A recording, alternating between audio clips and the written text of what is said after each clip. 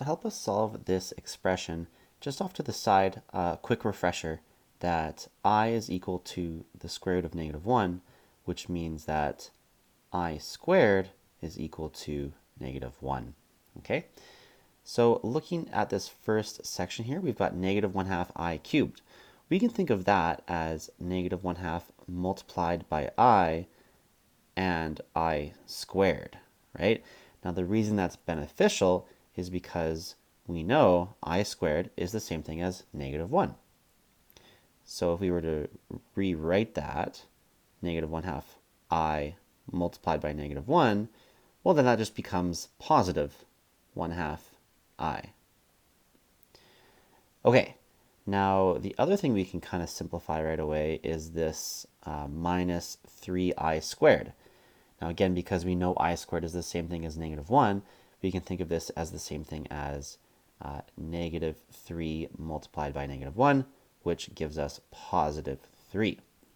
And the next thing we're going to look at is here, we've got the square root of -9. So I'm going to rewrite that using I.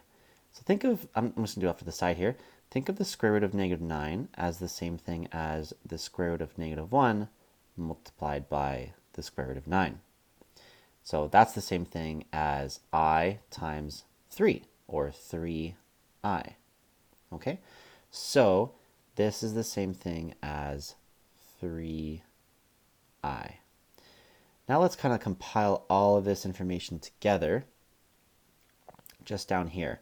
So the new expression is going to be 1/2 I, and then in brackets, 3I minus 4, and then we've got that plus 3 over here.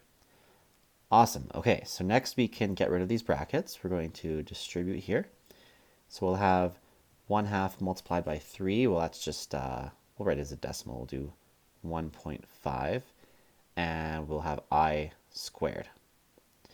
And then we're going to have minus, and then 1/2 I times 4. That would get us 2I. And we've got that plus 3 as well. Okay, well, of course, we know that I squared is the same thing as -1. So this first term here is actually going to become negative 1.5 minus 2I plus 3. At this point, we can combine these constants together. We've got this negative 1.5 plus 3. Combined, that gives us a value of 1.5.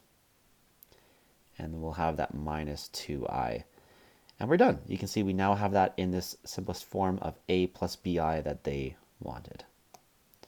All right, that's all for this video, and thanks for visiting JD's Preparation.